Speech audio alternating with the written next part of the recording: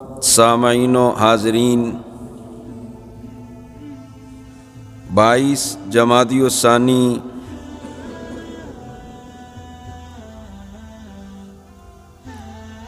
حضرت سیدنا صدیق اکبر رضی اللہ تعالی عنہ کا یوم وصال ہے۔ تو اس مناسبت سے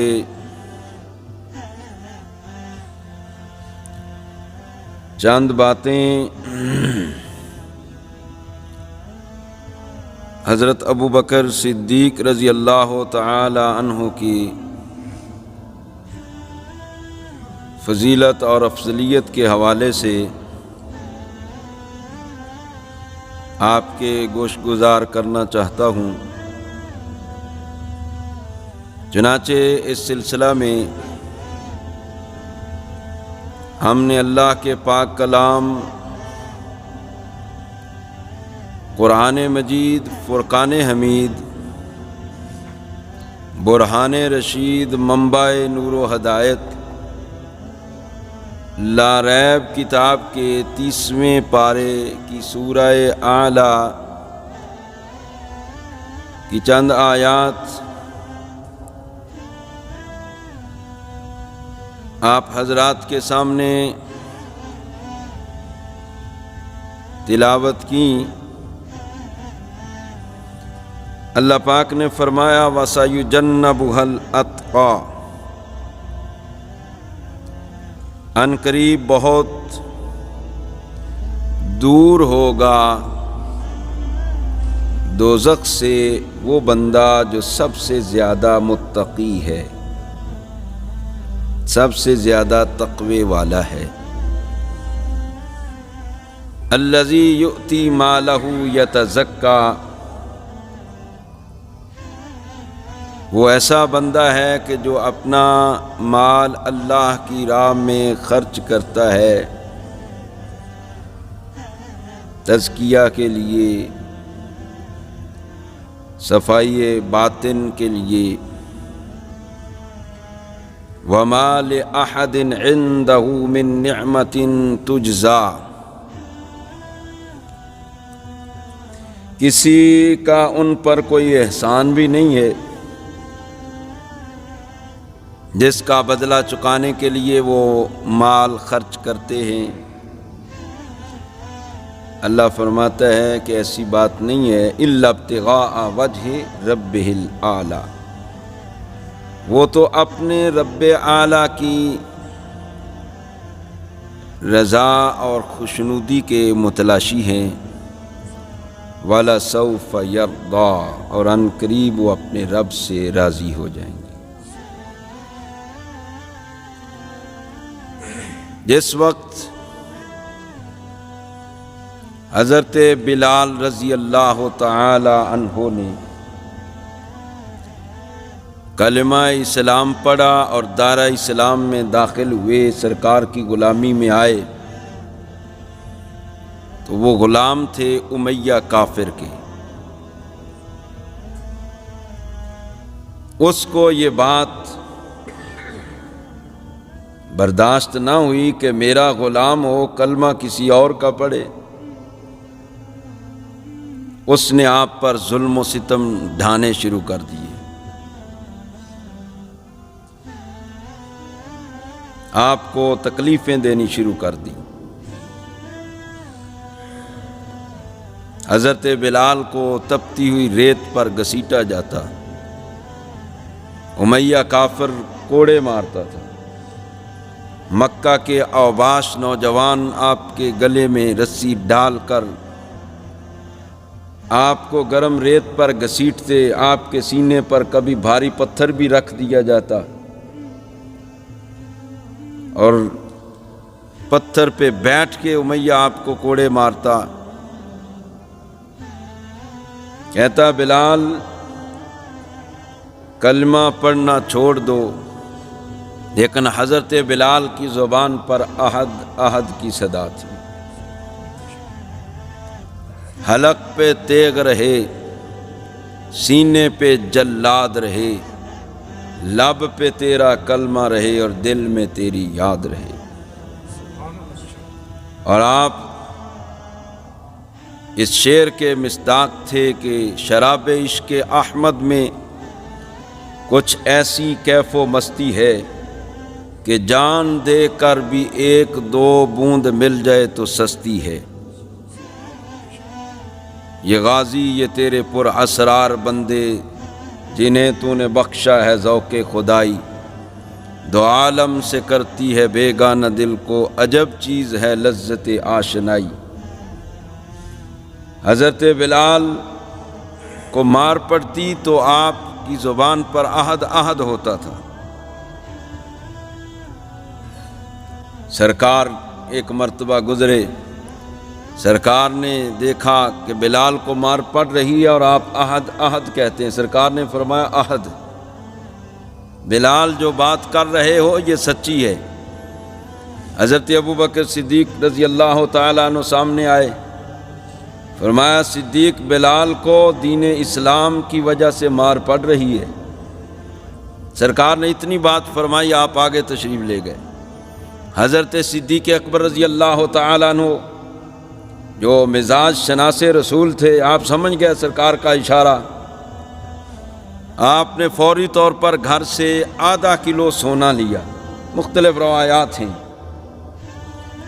آپ امیہ کے پاس چلے گئے، فرمایا غلام بیچنا ہے؟ جی بیچنا ہے۔ کتنی قیمت؟ اس نے منہ مانگی قیمت مانگی، آپ نے منہ مانگی قیمت اس کے آگے رکھ دی۔ حضرت بلال کو خرید کر لے آئے۔ حضرت بلال کہنے لگے آپ نے اپنے لیے مجھے خریدا ہے کام کروانے کے لیے یا اللہ کی رضا کے لیے خریدا ہے؟ فرمایا اللہ کی رضا کے لیے خریدا ہے۔ عرض کی مجھے آزاد کر دیں، آپ نے فرمایا تو آزاد ہے۔ حضرت بلال کو خرید کر آزاد کروایا، اور بھی بے شمار غلاموں کو آپ نے خرید کر آزاد کروایا۔ بھاری قیمت دے کر آپ نے حضرت بلال کو آزاد کروایا۔ تو مکہ کے جو کافر اور مشرک تھے وہ کہنے لگے کہ لگتا ہے ابو بکر صدیق پر حضرت بلال کا کوئی احسان، ورنہ ایک کالے رنگ کا غلام ہو، موٹے موٹے ہونٹ ہوں، کسی کام کا نہ ہو، پتلی پتلی ٹانگیں ہیں، تو اتنی بھاری قیمت دے کر حضرت ابو بکر صدیق نے آزاد کروایا، کوئی ان پر احسان ہوگا۔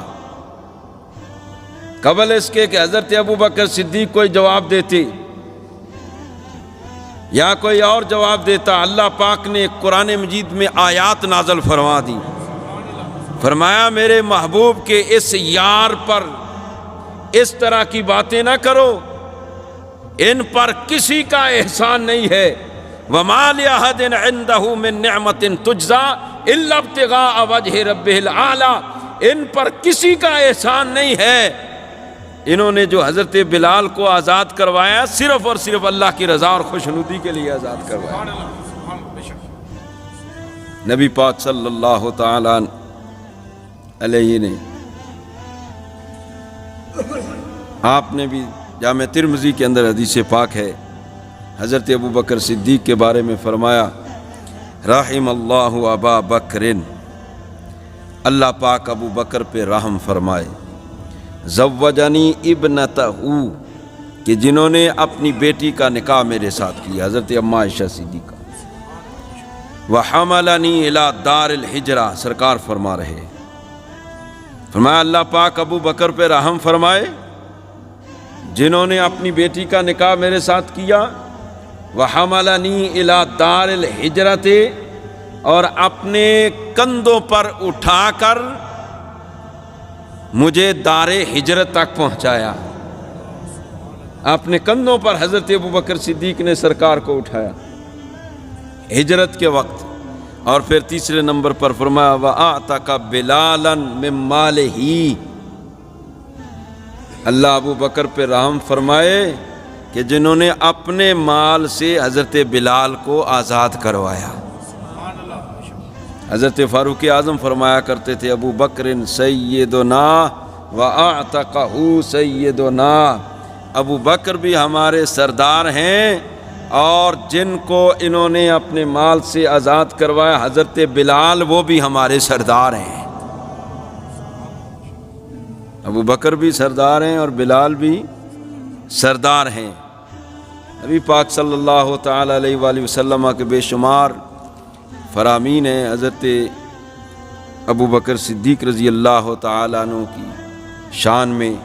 سرکار نے فرمایا ما نفعنی مال احد قط ما نفعنی مال ابی بکر، فرمایا مجھے کسی کے مال نے اتنا نفع نہیں دیا جتنا ابو بکر صدیق کے مال نے مجھے نفع دیا ہے۔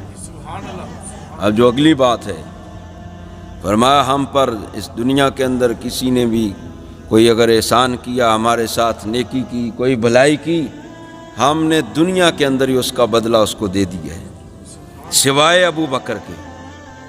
ابو بکر صدیق کی اتنی نیکیاں ہیں، اتنے ہم پر احسان ہیں کہ کل قیامت کے دن اللہ ہی ان احسانات کا ابو بکر کو بدلہ دے گا۔